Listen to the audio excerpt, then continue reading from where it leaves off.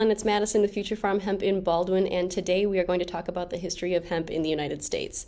It's something we haven't covered before, so we're going to do a brief interview because it's a huge topic. I could talk about it for hours, but it's important to understand the journey of hemp overall, for one, but also just within the past couple of hundred years. Especially because it helps explain why we abide by some of the rules and regulations we do today, why there's some hesitancy, and laws are constantly changing. We all know this, and in a time where full or partial legalization of the plant in any form is a reality, it's good to know where you stand, and it's good to have accurate information. I'll also link some good articles to go through if you're more interested in this topic as well. We're going to start at 8,000 BC. I know that sounds scary because it's a long, long time ago, but hemp, we know, was probably the earliest cultivated plant for textile fiber. Archaeologists, for a fact, found a remnant of hemp cloth, clothing, and clothing-like materials in ancient Mesopotamia, and that is actually Iran and Iraq of today. So that dates back to 8,000 BC. We also believe that hemp is believed to be the oldest example of human industry. So for processing, I think that's really interesting as well. We had it down back then. There's been a lot of time in between, and we're just getting back into it here. So evidence does show it was also found around that same time in China and Taiwan. So there's a lot of area it covered. There's a lot we don't know, and I'm going to skip around a little bit, but I want to touch on the main points here and kind of draw up some sort of timeline. In the 700s BC, that whole century was when we first saw paper mills appear in China and in the Middle East, and they were first powered by people, manual labor, and then they figured out how to have it be animal-powered, water-powered, other ways of processing hemp to make it more efficient for people to use. In 850, so we skipped ahead quite a bit, but we do know for a fact that Vikings used hemp for a number of things, which I find fascinating because it's durable, it's fast growing, they really had it down to a science, and they spread it to Iceland and beyond in their journey. So that's when we really started to historically see it spread out throughout the globe and actually be able to track it. In 1533, again, we're jumping ahead quite a bit, but in 1533, England fined farmers if they didn't raise hemp. So it was standard that you do, and you could be fined if you don't, because it was such a cash crop that it didn't make sense for people not to grow it if there was land readily available and people willing to work, and it really just didn't make sense not to. And the United States actually echoes that a couple hundred years later. So in the 1700s, early laws required American farmers in several colonies to grow hemp for the same exact reason. Easy to grow overall if you've got good soil and good water drainage. A lot of the time, it was an either-or situation. If you have land, you're either going to grow hemp or you're going to grow another cash crop that can benefit your people and yourself and your family. So they did see that a lot, and that was in the early 1700s. And then in 1776, as we all know, the United States founders wrote the early drafts of the Declaration of Independence on hemp paper. And we always talked about that in classes and civics and history in high school and college, and I always kind of thought it was a rumor, but as far as I know, that is an accurate stance. In 1916, skipping ahead a bit again, the USDA publishes findings showing that hemp itself produces 4 times more paper per acre than trees, and that is still accurate to this day. Hemp grows much quicker than trees. It doesn't damage the soil, meaning you can plant it over and over and over again for production and processing without having to worry about long-term effects on any fertile land. Very useful.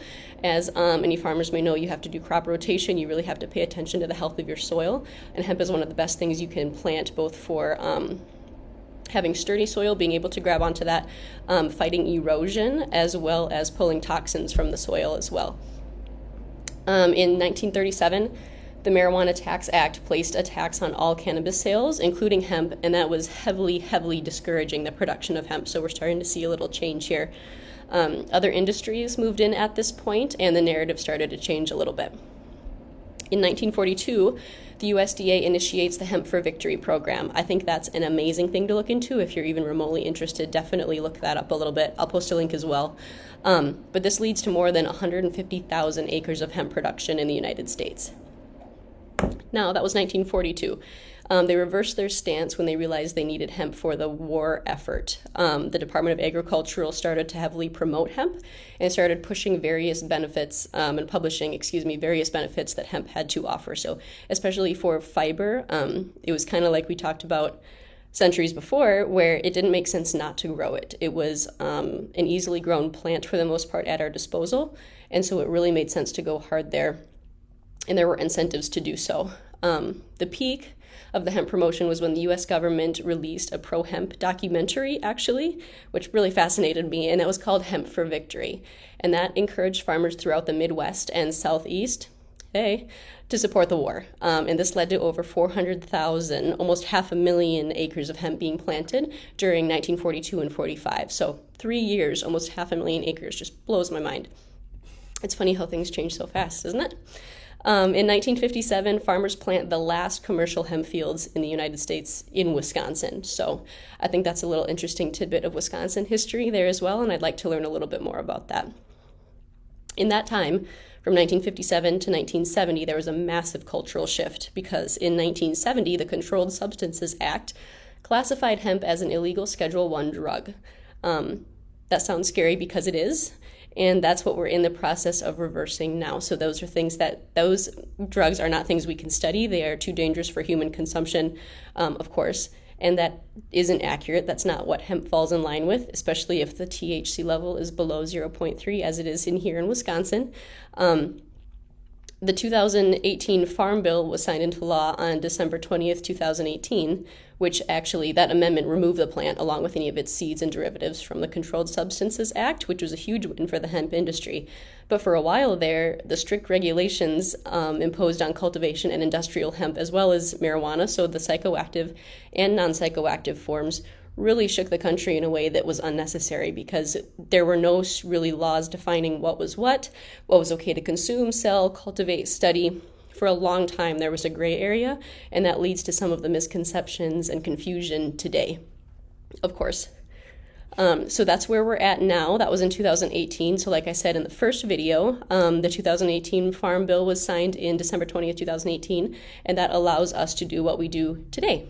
So I think education is the best thing we can possibly do to talk about, open people's eyes as to what it can do for you, also what it can do for our country, because it's really, really fascinating, and it's not easy, of course, but I think it's right in front of our faces. I think we're moving in a good direction, but communication is key. So if you have questions at all, please let us know. We'd love to address them.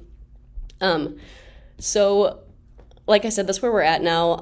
There's a possibility that since we have 50 different states in the United States, we have 50 different variations of law regarding hemp and cannabis, which is what has happened. Unfortunately, there's not a lot of uniformity, and that can cause some confusion moving from one state to the other, what's legal, what's not. If you want to have a job in this industry or you want to be involved whatsoever, you need to be very, very aware of your surroundings and aware of what the regulations are.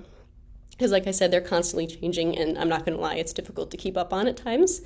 It's always beneficial to be up to date in whatever state you're in. And I make this sound like some big scary thing because this is the industry I'm in and it's the industry I love, but I really just want people, if you're even remotely curious, to dig in a little bit. Google's a great tool. We all have it at our disposal. Us here at Future Farm Hemp will do everything we can to assist you in answering any questions you may have, both about the production about it, the consumption, what it is, where it came from. All of us really, really love to talk about it, so please don't be shy. Thanks for watching. That's all I have for you today. You can submit questions through Facebook, through email, over the phone. I'll add all that information, of course. If you're looking for any terminology help, I touched on that in the last video, which I believe is number 5. What is psychoactive versus non-psychoactive? What's the difference between cannabis, hemp, marijuana? It all can be a bit confusing at first, but we really want to help you out with that. So we would love to talk about it and answer any questions you may have at all. Don't forget you can use the code freebie10 for our online shop and get 10% off anything your heart desires. So thanks for watching. Let me know if you have any questions, and have a great weekend. Bye.